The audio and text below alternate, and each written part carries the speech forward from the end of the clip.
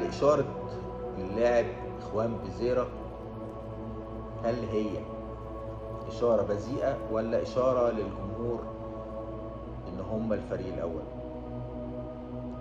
كلنا شفنا اللقطة بتاعت إخوان بزيرة وهو خارج في التبديل وهو بيشاور لجمهور النادي الأهلي بأي صباع، الأول ولا التاني. كلنا عارفين إن هي لو هو بالصباع الأول هيبقى أكيد هي علامة مفهومة للجميع، مش محتاجة أي تحليل مننا، وهو بيقول إن إحنا الأول. بس هل هو بقى بالصباع الأول؟ هو ده السؤال. أنا شفت الصورة بصراحة من كل الاتجاهات أو من كل الكادرات اللي اتصورت منها اللقطة ديت، وهو بصراحة كده مش الصباع الأول. مش هتكلم في الحتة دي كتير لأن كلنا عارفين خوان بزيرة، وزي ما قال عليه كابتن حسن شحاتة إن هو بيحب الشو الإعلامي وإنه بيضحك على الزملكاويه. ده مين اللي بيتكلم؟ كابتن حسن شحاتة. كابتن حسن شحاتة إن الزملكاويه نفسهم في بعضهم بيطلع في قهوة فايق لمجرد إنهم أصحاب إبراهيم فايق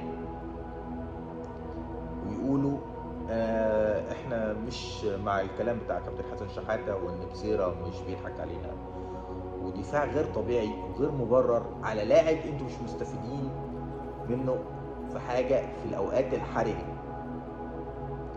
أنا بتكلم كلام واضح، ما بتستفيدوش من اللاعب ده في الأوقات الحرجة زي ماتش أهلي وزمالك.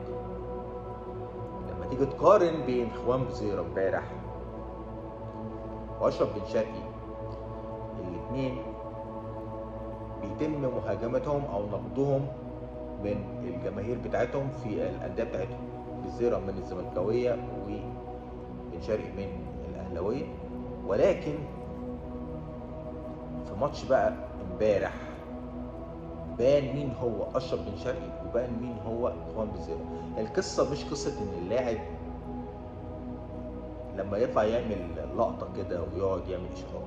كلنا من زمان الزمن عارفين ان انت ممكن تبقى بالونه هوا، وممكن تبقى قابل ان انت تخسر مش 3، لا ممكن تخسر 6 و7 و10 كمان، بس انت تاخد اللقطه وتعمل اللقطه قدام الكاميرا للجماهير وتستفز الجماهير.